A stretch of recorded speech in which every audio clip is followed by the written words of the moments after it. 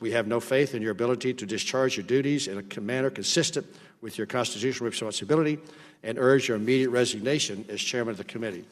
Mr. Chairman, this letter is signed by all 9 members of the Republican side of the House, of the committee, and I ask unanimous consent to be entered into the record of today's hearing. I yield back. Without objection, I'm going to turn to our witnesses who are the subject of the hearing today, but before I do, and as you have chosen, instead of addressing the hearing to simply attack me, consistent with the President's attacks, I do want to respond in this way. My colleagues may think it's okay that the Russians offered dirt on a Democratic candidate for president as part of what was described as the Russian government's effort to help the Trump campaign. You might think that's okay.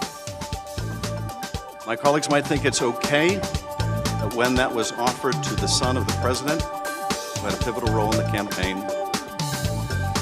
that the president's son did not call the FBI.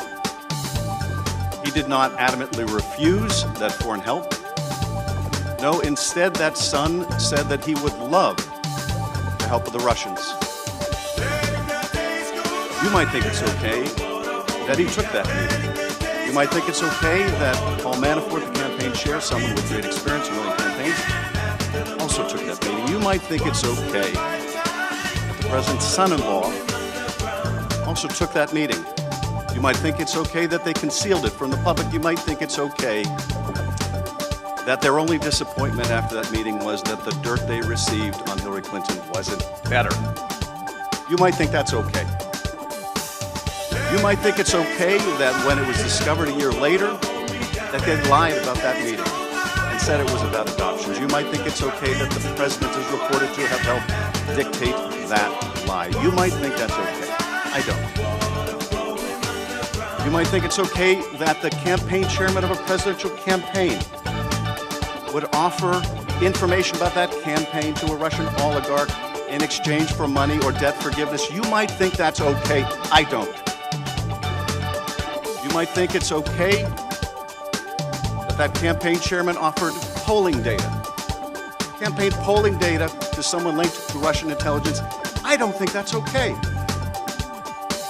You might think it's okay that the president himself called on Russia to hack his opponent's emails if they were listening. You might think it's okay that later that day, in fact, the Russians attempted to hack a server affiliated with that campaign. I don't think that's okay. You might think that it's okay that the president's son-in-law sought to establish a secret back channel of communications with the Russians to a Russian diplomatic facility. I don't think that's okay.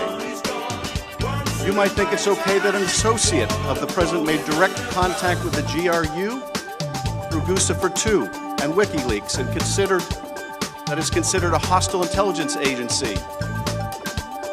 You might think that it's okay a senior campaign official was instructed to reach that associate and find out what that hostile intelligence agency had to say in terms of dirt on his opponent.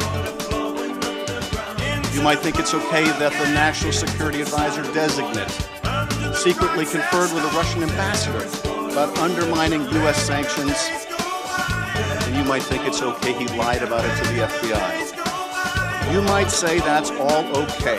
You might say that's just what you need to do to win.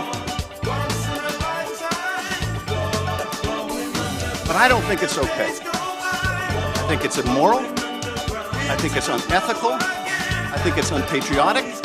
And yes, I think it's corrupt and evidence of collusion. Now, I have always said that the question of whether this amounts to proof of conspiracy was another matter. Whether the special counsel could prove beyond a reasonable doubt the proof of that crime would be up to the special counsel, and I would accept this decision, and I do. He's a good and honorable man, and he is a good prosecutor. But I do not think that conduct, criminal or not, is okay. And the day we do think that's okay is the day we will look back and say that is the day America lost its way.